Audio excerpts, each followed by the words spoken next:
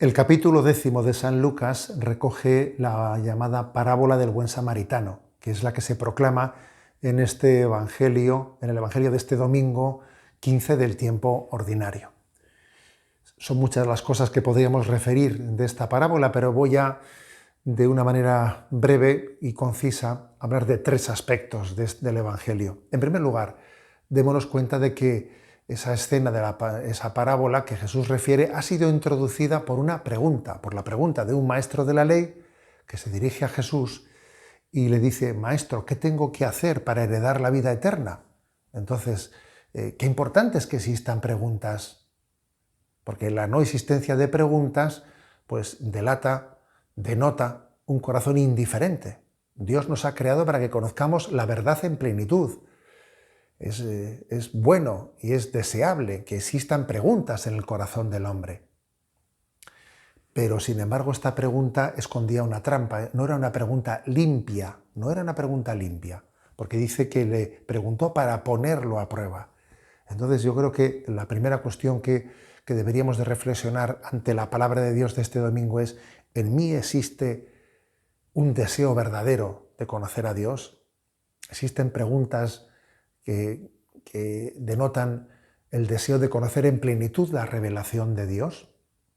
Pero también hay que responder a la siguiente pregunta, a la siguiente cuestión. ¿Mis preguntas nacen de una actitud limpia y transparente, o quizás buscan autojustificarse, o son preguntas que esconden una vanidad, o que a veces están hechas por aburrimiento, o que incluso esconden tender trampas, como el Evangelio de hoy indica de ese maestro de la ley? Bueno, la pregunta no era limpia, pero la respuesta de Jesús sí fue limpia. Cuando le dice, pues cumple la ley, y la ley es: amarás a Dios sobre todas las cosas y al prójimo como a ti mismo. La pregunta de Jesús centró dónde está la esencia, el corazón de la ley, en el amar a Dios sobre todas las cosas y al prójimo como a nosotros mismos. En ello se funda. Ese es el fundamento que nos hace herederos de la vida eterna. Bueno, sin embargo, aquel maestro de la ley, pretendiendo justificarse, pretendiendo aparecer justo, le pregunta a Jesús: ¿y quién es mi prójimo? Bueno, el caso es que la pregunta que le hace pues sirve para que Jesús formule esa maravillosa parábola del buen samaritano.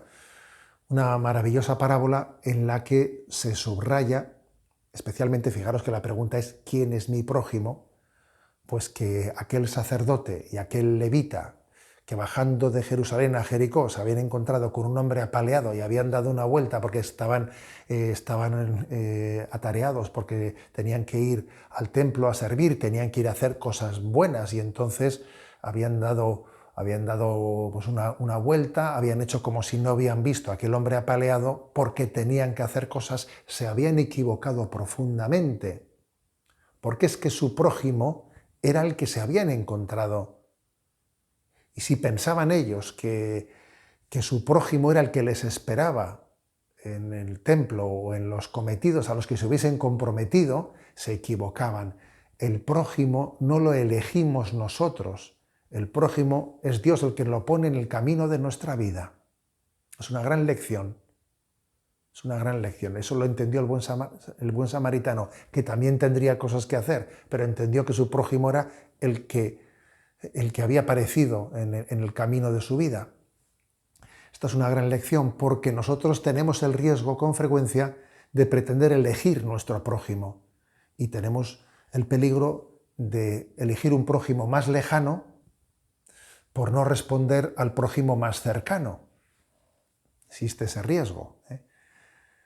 Chesterton, que tiene pues siempre ese lenguaje incisivo y provocativo, ¿no?, dice en una de sus citas, ¿no?, dice: el mismo Jesús fue el que dijo: amarás a tu prójimo, y el que dijo: amarás a tu enemigo. ¿Y por qué? Pues porque posiblemente el prójimo y el enemigo son el mismo. Entonces no hay que pretender elegir otro prójimo que me resulte más cómodo que el que tengo más cerca, que igual es mi enemigo, y entonces me resulta más difícil amarlo. No. Hay que florecer donde Dios nos ha plantado, y hay que responder amando allí en donde lo tenemos más cerca. En la lengua vasca hay un refrán que traducido al castellano viene a decir, ¿no? En la calle eres paloma y en casa eres lobo. Cuidado con ese riesgo, porque es posible que allí donde tenemos, ¿no?, a los verdaderos prójimos, a los más próximos que Dios nos ha puesto, no practiquemos la caridad y la practiquemos en lugares más distantes y lejanos, donde quizás somos vistos o donde, pues de una manera circunstancial, somos capaces de ejercer la caridad circunstancialmente, pero escudándonos o excusándonos de no hacerlo donde somos más conocidos y donde la caridad tiene que ser ejercida día a día, no circunstancialmente, sino día a día. Cuidado con eso de que en la calle eres paloma y en casa eres un lobo, porque eso quiere decir que no hemos terminado de entender quién es mi prójimo. Claro, mi prójimo también puede ser mi esposa, mi esposo, mis hijos, mis padres, mis hermanos con los que tengo una difícil relación, mis vecinos, son mi prójimo. Yo no elijo mi prójimo, es Dios el que pone el camino de mi vida. Prójimo es sinónimo de próximo, es el significado de esa palabra. Bueno, una gran enseñanza. Y en tercer lugar, la parábola del hijo pródigo también la parábola del buen samaritano también nos está indicando cuál es el estilo de ese amor encarnado del amor cristiano, que por una parte es personal, tiene que ser ejercido personalmente en el tú a tú, pero que también estamos llamados a implicar a la comunidad cristiana entera en esa respuesta de amor. El buen samaritano, imagen del amor cristiano, el buen samaritano se paró personalmente, limpió la herida con vino y aceite, pero al mismo tiempo después le montó al herido en la cabalgadura y le condujo a la posada. La posada es imagen de esa iglesia samaritana, que es hospital de campaña, hospital de campaña. Necesitamos, para poder ejercer la caridad cristiana en profundidad, para que nuestra caridad cristiana sea verdaderamente efectiva, necesitamos también esos hospitales de campaña. Necesitamos, por ejemplo, de los centros de orientación familiar que las diócesis ponen en marcha, ¿no?, a los que poder acudir, llevando a nuestros hermanos heridos, habiéndoles sí atendido en un primer momento nosotros, ¿no?, pero siendo conscientes de que quizás no tenemos la capacitación suficiente y necesaria para poderles ayudar con todas las consecuencias, acudiendo a esos hospitales de campaña, otros centros o instituciones, ¿no?, donde también se ejerce la caridad cristiana. Creo que aquí hay también una gran lección. La caridad cristiana es personal, es un tú a tú, es responder personalmente, ¿no?, a la llamada del Señor, pero también es un implicar al conjunto de la comunidad cristiana en esa respuesta.